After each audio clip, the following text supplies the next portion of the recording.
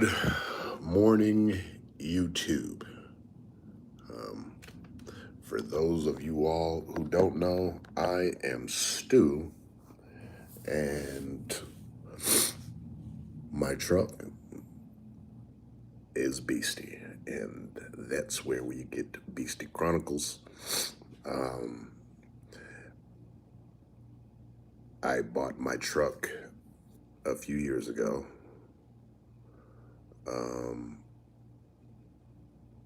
and I decided to go on a journey. And that journey was to make a truck that I would be proud of. And so at the time I bought it, there were just a few modifications that I wanted to do to make my truck my own. And it went from, let me think, what was my very first modification? I think my very first modification was to change out the running boards. I think it was either changing, I think it was changing the running boards.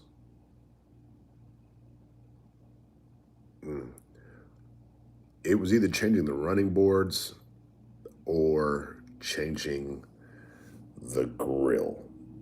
One of the two. And I'm leaning more towards running boards. I didn't like my running board that came with the truck, and that's it. They were chrome. The running boards that came with the truck were chrome with the little black rubber pads that you stepped on, and I just didn't like it. And of course, my truck was all, it was gray and chrome, and just, I didn't like it. But I love the truck. And coincidentally, this is the funny part. When I bought the truck, I actually thought it was a V6, only to find out that it was a V8. And wow, I'm really going down memory lane. But that was the very first thing I think. Matter of fact, no, it was the running boards, but what I did is I painted my running boards black with plastic dip. That was my very first modification, was I plastic dipped the running boards. Yep, that was my very first one. I plastic dipped the running boards, and it just gave it such a sleeker look. But that's what started my journey. Was it went from plastic dipping my running boards black to I don't like the chrome on the truck, and it just went on and on from there. But in my running boards, I think once I got started with the running boards and then getting rid of all the chrome off of the truck, I think my next project was installing an automatic start on my truck. And that is when a good friend of mine from Arizona, I was always showing her what I was doing or whatever, whatnot. And she says, you need to make a YouTube video or a YouTube channel. And I was like, yeah, no one really wants to pay attention to, my YouTube channel. But I kind of blew it off. And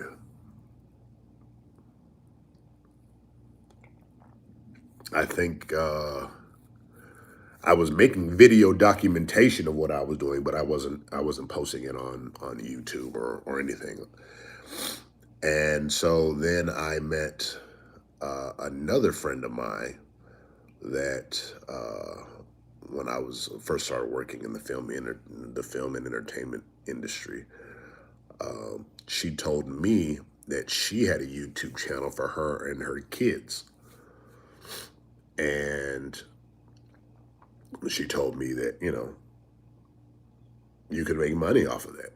Okay, now that piqued my curiosity. And then I remember my very first video, when she told me that, it was my very first YouTube video. And right when she told me that, we all have these ambitions that, we're going to post one video and it's just going to go viral. That was not the case. But my very first video was,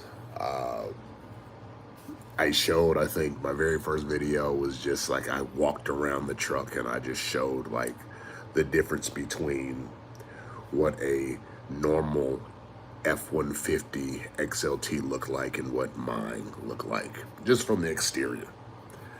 And I think then after that, my next video, and of course you can go through my video library on this YouTube channel and look at the progression of the truck and my video editing.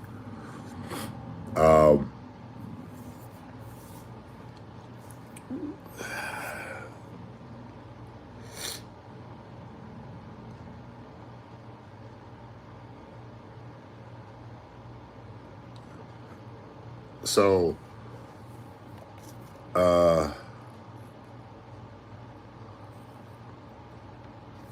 I think my next one was I actually started talking in depth about some of the things that I had done. And I think at the time,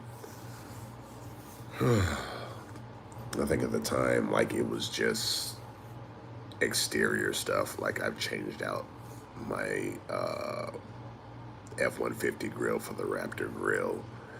And I think I might have put in the slow release for my truck bed, the tailgate.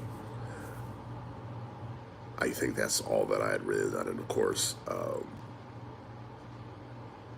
I think I had swapped out. Yes, I had swapped out my running boards the very first time. I took my old running boards off and I bought some aftermarket running boards. And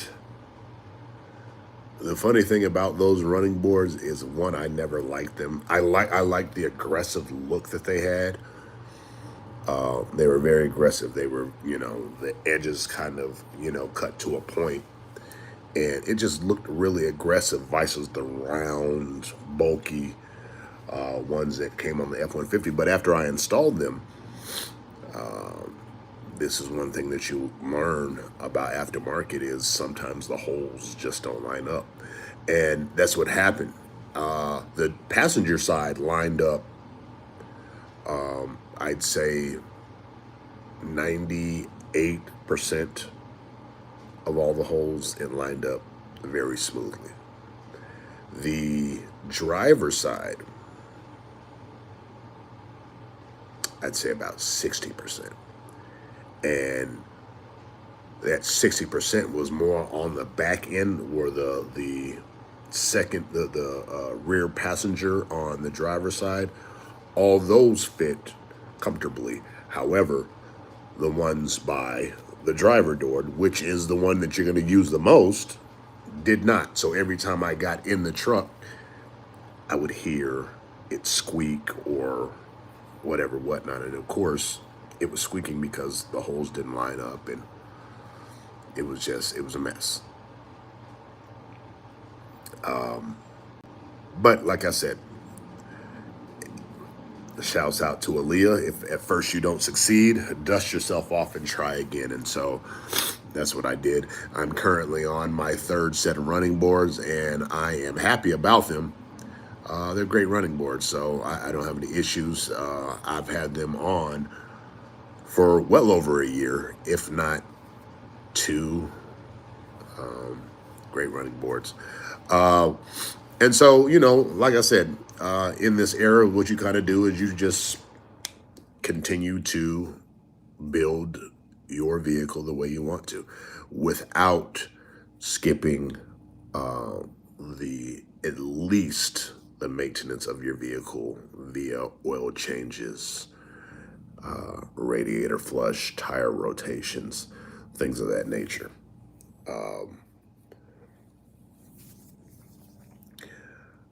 And I believe I've done a video on all of those, changing your oil, radiator flush, tire rotations, how to read your tires, how to reset your oil button in your vehicle, depending on your vehicle, obviously. And so, yeah, I try to go over that because I'm a DIYer and I try to show everybody how simple things is. Because they are so simple, people try to charge astronomical prices. So I try to show people how easy it is to do some of these things. And I literally, now I will admit this, because I have a truck, I can get underneath my truck and change my oil. And I think I was, no, I didn't record this, but I wanted to show people how quickly you can change your oil. I remember I changed my oil one time in like under 20 minutes. And obviously that was just the bare minimum, draining the oil, taking the oil pan,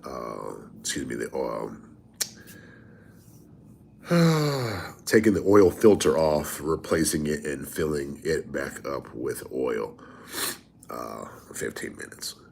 And again, that's mainly attributed to the fact that my truck is a truck and it sits up high so I can get up under there. But if not, it's going to take you a little extra time if you're in a sedan or a full-size car or whatever. Obviously, you can't do that in under 20 minutes. You got to jack your car up and get under there. But I try to show people, how easy it is to do things. Now, of course, I am a little eccentric, so I do things like paint my emblem my emblem covers, my F-150 emblems. I've painted them twice. My Ford emblem I've painted before, and I'm getting ready to do something again. Yeah, see it when it comes out. I've gone through two sets of, the factory rims were there. I've bought 2 additional sets of rims. Let's see what else. I've gone through, I've gone through so many different lights. I've gone through so many lights, just changing out LEDs and finding out which actually works. And I will say this for anybody that is a car modifier. Amazon can be your friend, but when you're doing vehicles, I find that it's more expensive to be cheap. And I'll leave that where it is. No, I'll expound upon it. Amazon is good if you don't know what exactly you want and you're trying to try something, because you got great deals on that, on a lot of Amazon things. But if you want something that's going to last, you might want to go to some of these larger companies that solely provide stuff for your vehicle. You get way more bang for your buck and the longevity of your vehicle. And so, yeah, I will I will say that if you are looking to do something to your vehicle that's going to last, that would be the idea. I've shopped with obviously F-150 LED lights. Some of these overseas companies, great products.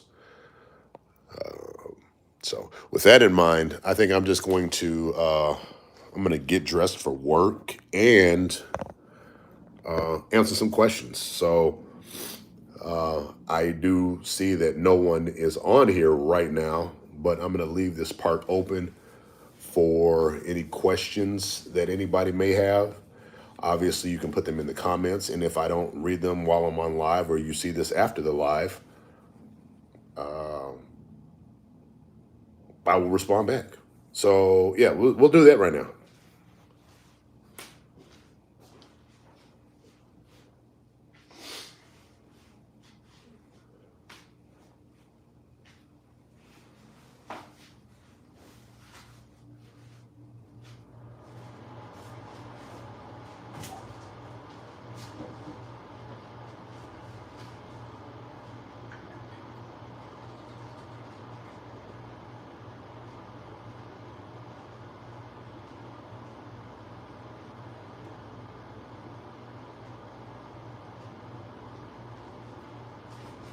Q&A time. Q&A time.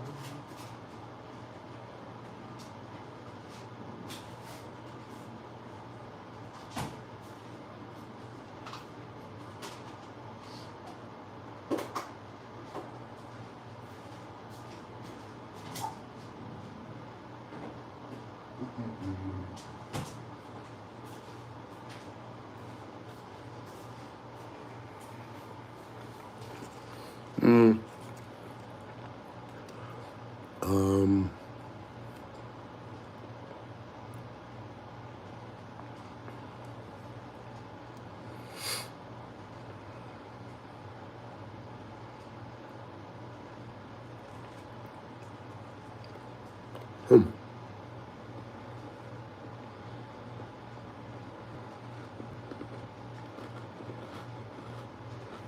Hmm.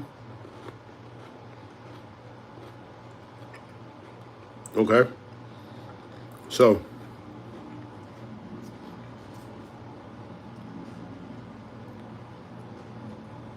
wow. Um. Hmm.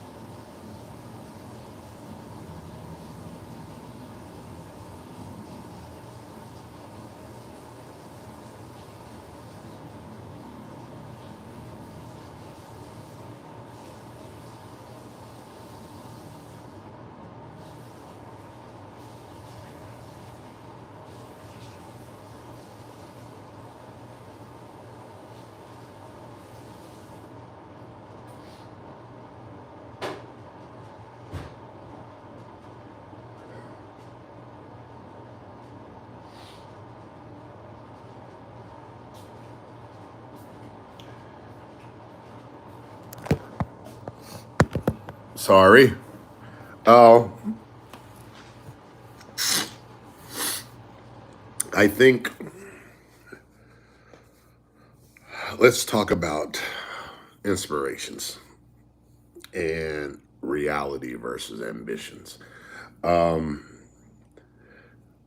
So I want to say that I've probably had this channel for over 2 years now. And it is a lot of work because not only do I do the modifications myself, but I also do my own video editing and post, and of course, watching the analytics of it all, seeing when is the best time to download a video. And then, of course, you have regular life that, I have my job where I am in the film and entertainment business, which kind of helps me when it comes to video editing.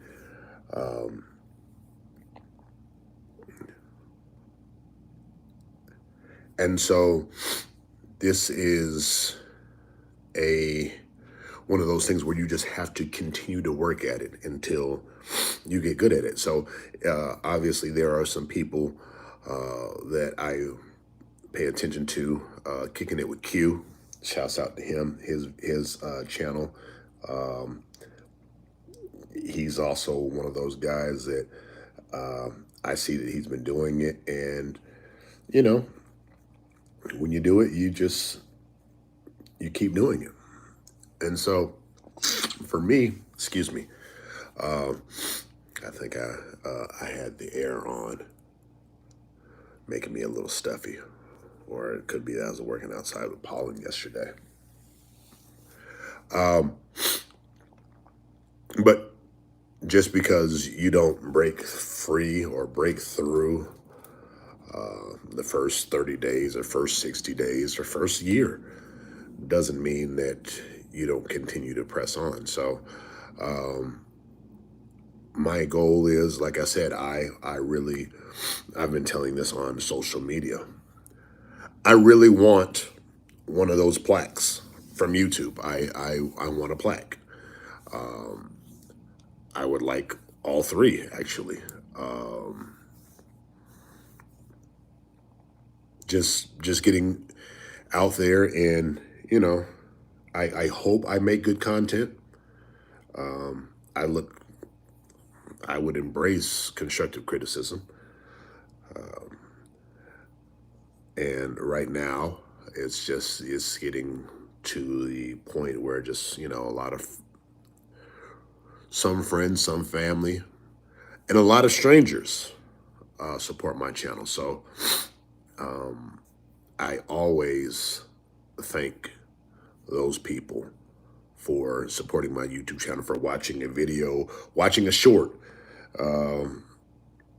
Because even in that, yeah, it helps the algorithm, and somebody who may have never even heard of me in Minnesota may watch my videos and like it, and then it might just spread like wildfire. All it takes is one video.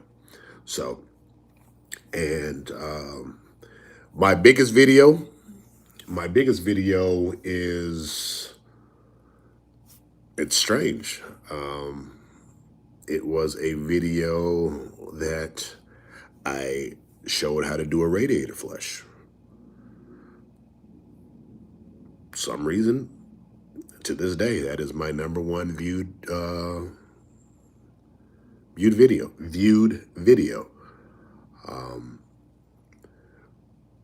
And it continues to separate from all my other videos. One of the biggest videos that I thought would be a big deal was when I changed my factory 4-inch screen out for a 12.1-inch screen that fit specifically for that vehicle. I thought they would be bigger than what it was.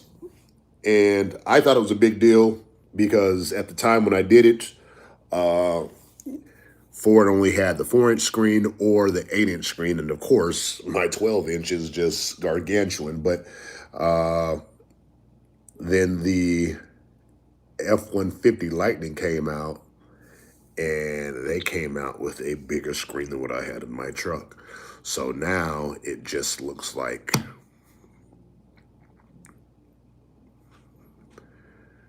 it's, if you're just looking at it at a quick glance, it just looks like, oh, okay.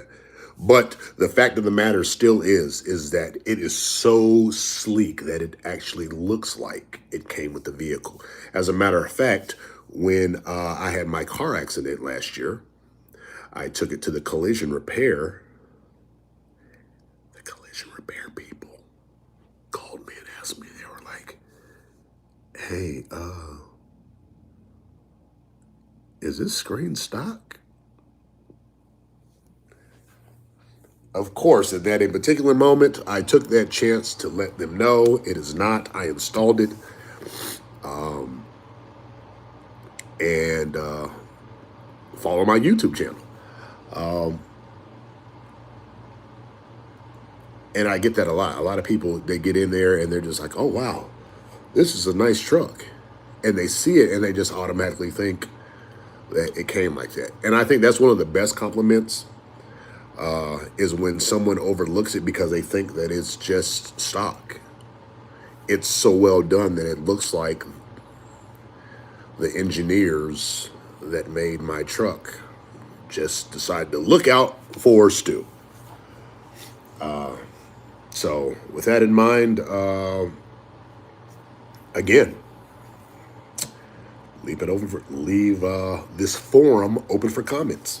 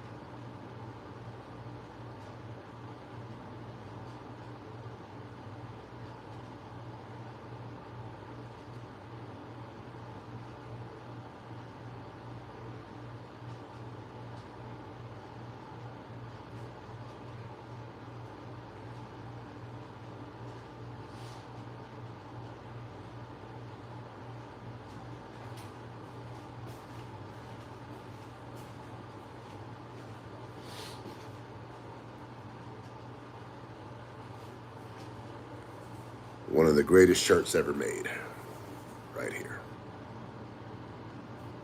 It's my go-to shirt. It's just a great shirt. It really is.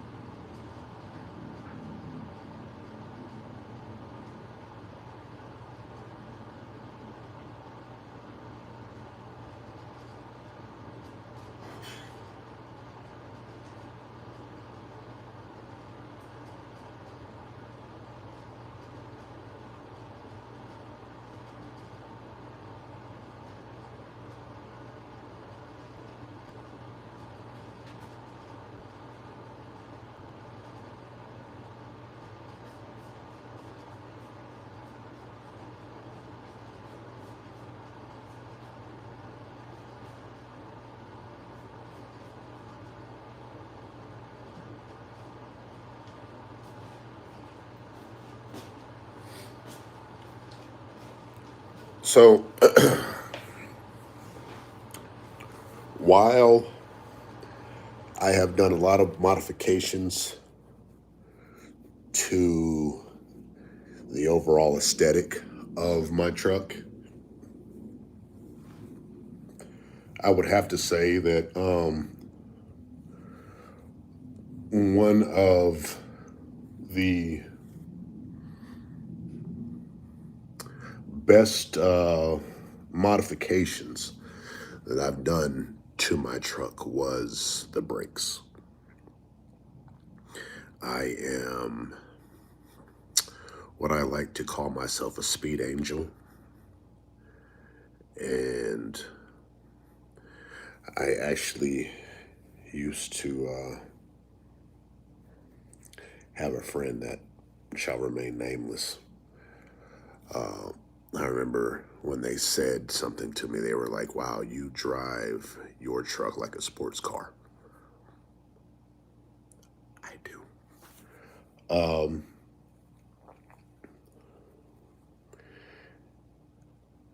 And so every good sports car, every good anything that goes fast needs to have premium quality brakes. And what I elected to do was I went with the drilled and slotted rotors all the way around. I bought a package, excuse me, I bought a package. Wow, I don't even remember the name of that company, but I bought it was a great deal. I think it was like $400 or $500 for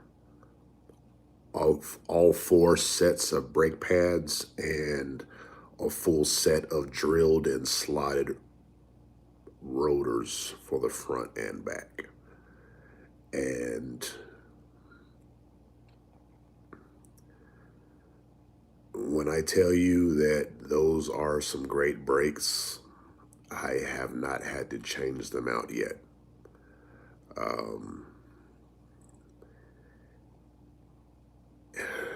I wish I could remember right off top the name of the company, but they make some very good brakes. And I stop on a dime. And for those of you who all do not know, you have your basic rotor. And when you have drilled and slotted, that means you have those holes that are going through the rotor and you have slits going in your rotors. That helps to cool down the rotor when you have to make sudden or hard stops, which keep your rotor from warping, which in turn keeps your brake pads from having to rub across the rotor unnecessarily and wear down wear down your brake pads. So it is a science to this thing. And so when you go with drilled and slotted rotors, that's a good thing. You always, I would say, before you ever think to just put regular rotors on, if it's time to change your rotors, opt for the drilled and slotted rotors. And if it's not in your budget, just go for the slotted rotors. It's definitely something to look into. And of course, I stay here in the Atlanta area, and traffic is atrocious. So you always want to be on guard. Fun fact, well, fun stew fact. I thought Dallas was the worst place for traffic in the world. No, none in the world. I'll go for in the United States. I thought Dallas was bad until I moved to Atlanta.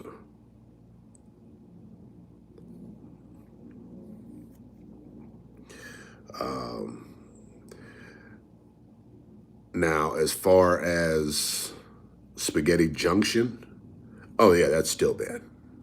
But you have to be just as aware in Atlanta, all of Atlanta, as you do with Spaghetti Junction. Because if you don't make a turn, you could end up you won't end up as far as in Dallas, but you'll mess yourself up here in Atlanta, and you may end up on the wrong side of town that you don't want to be in. This is also the only place that I've been to where you kind of don't want to, once you get off the freeway, or no, once you're on the freeway, especially if you're stuck, you don't want to have your windows down. So there's that.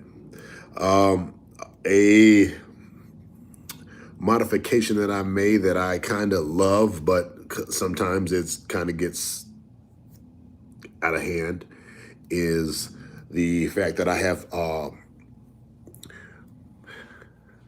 my exhaust system. I've done a resonator delete. I have a Flowmaster 40 series exhaust on, and I also have a K&N Black Hawk cold air intake. So it is a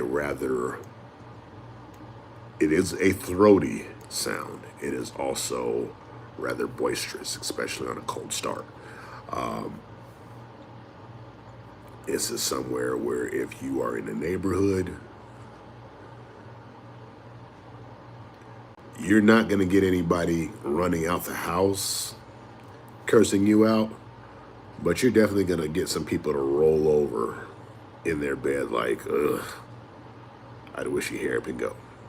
And I try to be cognizant of that and try to just start my car up and take off as fast as possible if I'm in a neighborhood. If I'm not in a neighborhood, hey, enjoy the sound. Let the deer and everybody else enjoy this ever so customized sound. Again, all my other things that I've done,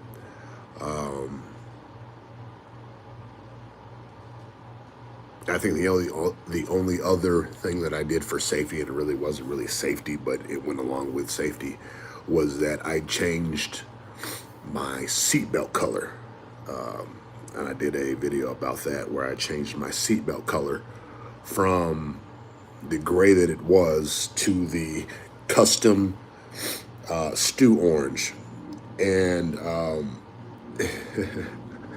I never changed the front ones. And one of the reasons why I never changed the front ones is because a lot of the time my truck is not down long enough for me to change out my seatbelts. My seatbelts normally take about a day to take them out, change the color, put them back in. And for those that don't know, when you're changing out your seatbelts, the very first thing that you have to do is disconnect the battery. And you may be saying to yourself, Stu, why would I have to disconnect the battery? So, believe it or not, your seatbelt is a mechanical entity within itself. And if you go to modify or alter your seatbelt in any way other than the way it was designed to, what it will do is it will drop a latch on the inside, and you can't, if it's connected to the battery, that's kind of the safety latch. And if it's getting power to it, it will drop the latch on the inside, and then you will no longer be able to use it. It's a done data. So you'll have to replace the whole thing. And seatbelts, believe it or not, are very expensive. When I changed the color,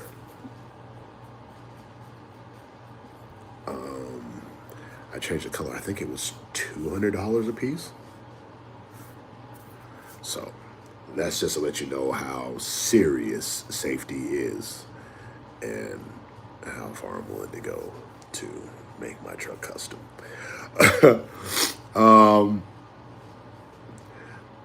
Now, if you've seen any of my YouTube videos, you saw how I did a exterior chrome delete, and then I also started to do an interior chrome delete. There's still some chrome in my truck, but it's kind of not really noticeable, so I kind of just let it go.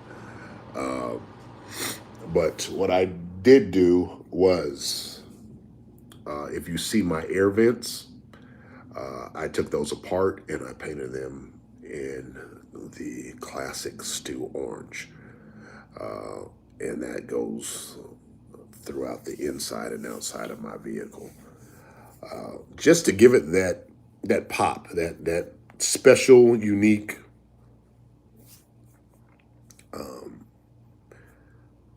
style. Now, there is some companies that sell those plastic overlays where you can just put it on top, but the adhesion to those things is skeptical. It depends on how where you live at and your current temperatures, because if it's too hot and then it gets cold, guess what? It loses the adhesion element and it'll fall on the floor and you're just stuck like Chuck. So I just decided, instead of having to keep going back and forth and putting better tape on and everything else like that, let's just do it one time and do it right. So questions and answers.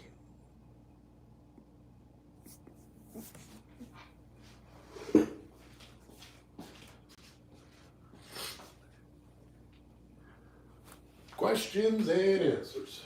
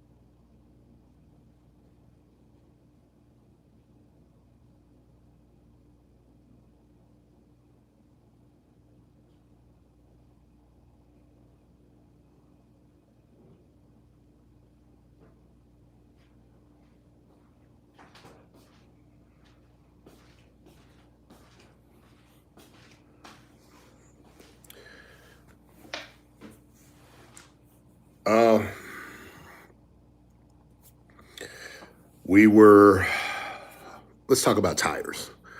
I have a video where I show people where you can find your tire information. Of course, this tire information is located on the inside of the driver's door jamb. And that's for those of you all that have factory tires. And sometimes you just don't remember which size to buy. So inside of that door jamb, you will find all your sticker information, and I've also made a video on how to read it. And for those of us who are in the aftermarket life and have aftermarket wheels and tires,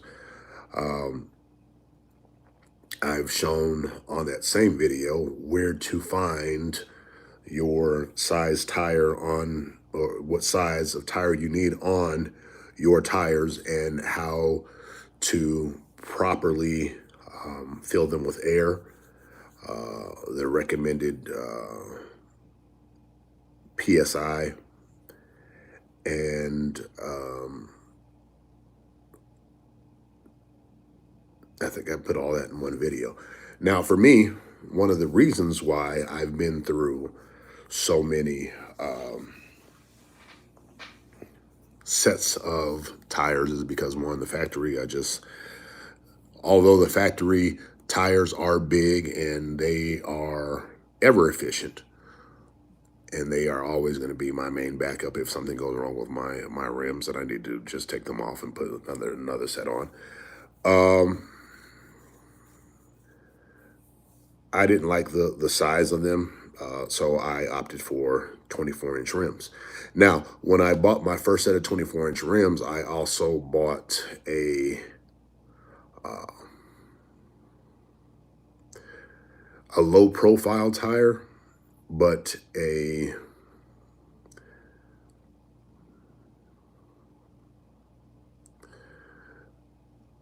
I think it was a low profile touring tire.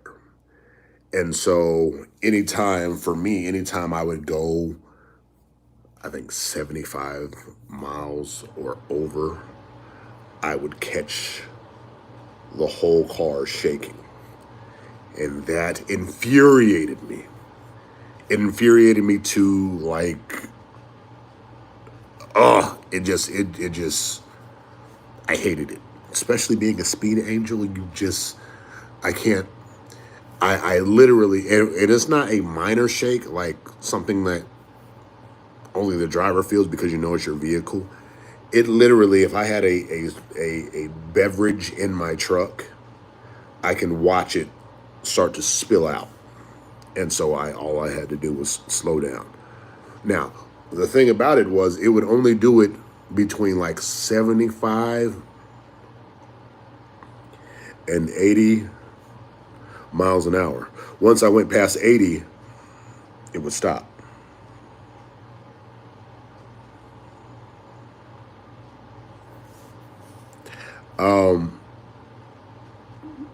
And so that just infuriated me. So when I bought a second set of tires, of rims, I elected to go with a low profile tire that protruded out a little bit past the rim. So obviously that helps to eliminate curb checking, and it made the tire last longer, and as such it got rid of the shaking. So I'm very happy with those tires, and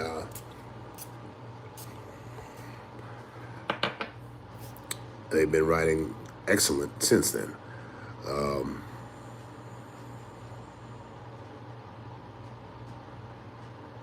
Yeah. I've also done a video on how to clean your air filters. That is both your cabin air filter and your engine air filter. And of course, if you have a cold air intake, I've also done a video on how to clean that.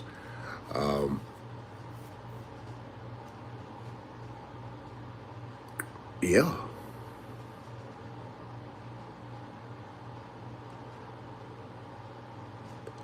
I think I've covered everything aftermarket. My headlights. Oh, the journey for some good headlights. So, obviously they have, for the F-150, they have those $400 and $600 lights that just, those are plug and play, and they have to switch back and everything else like that. But I just couldn't bring myself to pay that price for lights, so I didn't. So again, trial and error. I went through Amazon, and I remember I bought a dark set of headlights.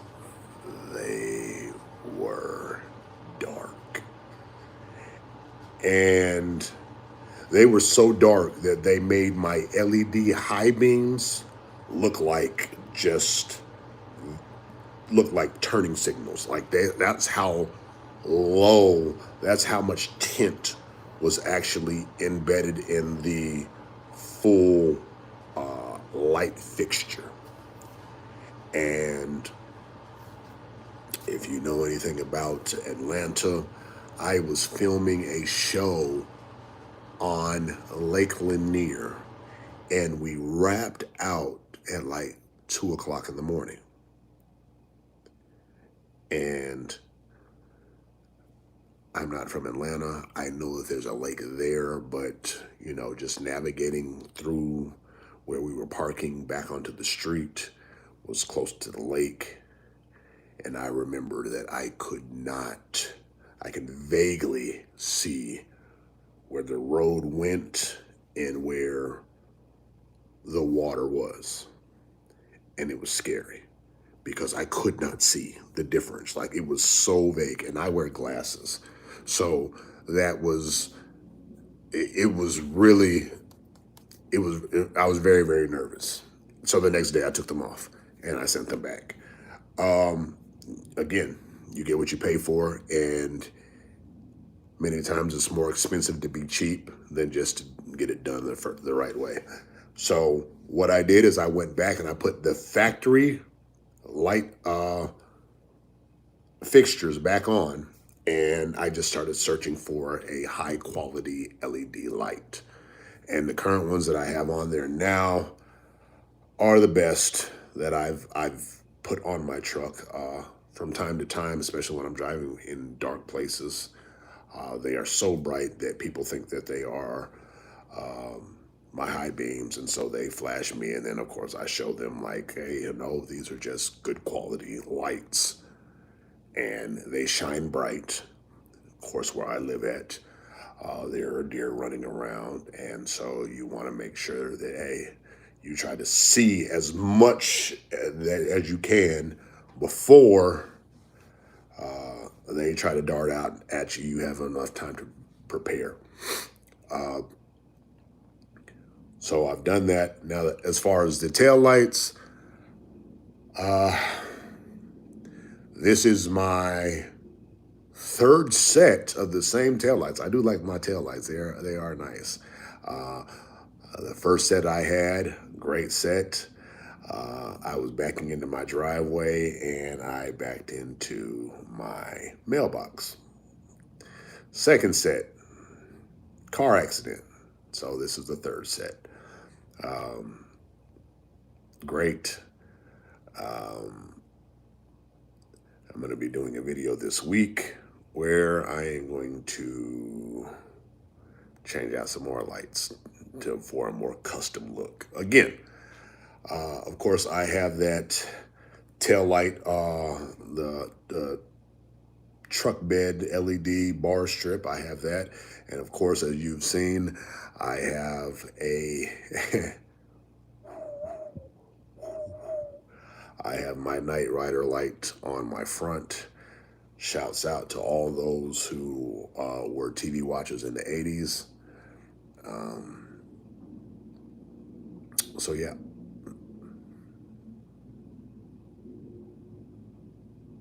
Q&A. While I finish getting ready.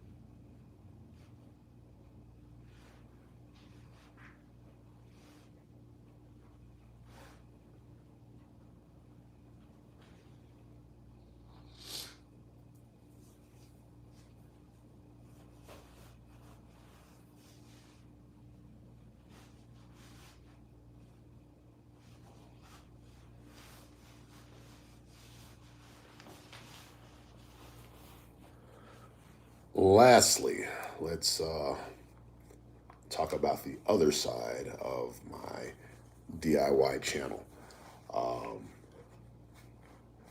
That would be the fact that I am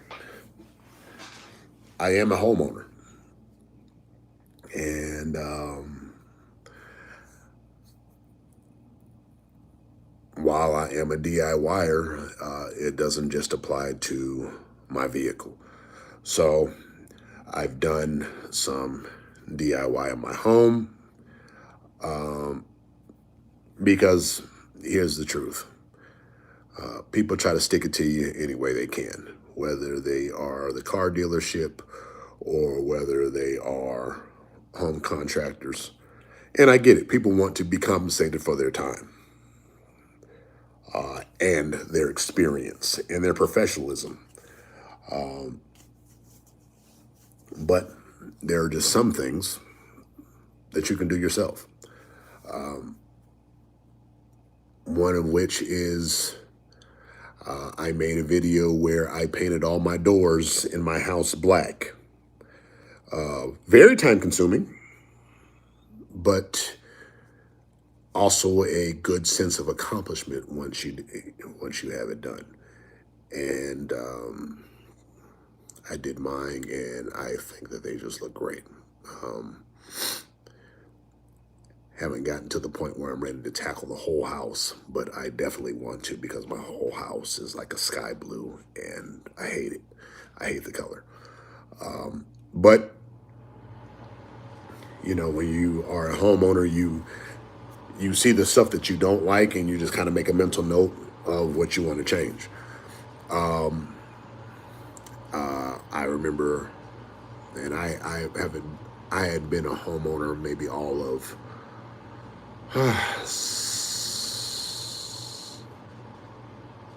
5 months, and I have a garage door, and I remember pushing the button. First of all, when I bought the house, I had to buy my own clicker because the previous homeowner had never had one, although it was installed. He never had one, never used it. So if he had it, it's somewhere in the abyss. So I had to buy my own clicker and reprogram my door opener. So once I did that, it worked for about 5 months and stopped. So, of course, me being a new homeowner, I called my home on a warranty, and somebody came out. And of course, I paid my deductible, and then they're like, "Yeah, we can fix it for," I think it was $400 and some odd, not including the deductible that I already spent. So I was like, okay, well, no, thank you. And not only did I get my deductible back because they never told me that spring was not included, but that's what ended up happening. My spring in my garage door it snapped, probably from not being used, and then 5 months of being used repetitively made it snap. So for a fourth of the price that they were charging me, I bought 2 new springs and all the tools used to put the springs in. They were going to charge me $432. And for $100, no, I'm sorry, for $199, I bought 2 springs and the tools needed to repair the garage door. And I did it. Got new pulleys, new springs, new wires, all that. Still saved money doing it. Would I do it again? Absolutely. If you live in my area and you want it done, hey, give me a call. I do that too. Of course, my truck is not the only vehicle that I worked on. I've worked on several. I think I made a video about that. So yeah, listen, Beastie Chronicles, we're here. As long as the good Lord allows me to keep living and we keep having internet service and YouTube is still around, I will continue to make videos. It's time to blow up, and the time is now. So, again, Stu, and let's get to it. Beastie Chronicles. If you're watching this and you've made it this far, please share this with somebody. You know, I'm not going to put anything on my channel like remotely weird. So if you want, now from time to time I do make an adult innuendo, if you will, but you know, I try to make it as self-explanatory as I can. So, you know, my videos are family friendly, and we're going to keep trucking. Beastie Chronicles, we're here. I'm always outside. God bless. God loves you. So do I.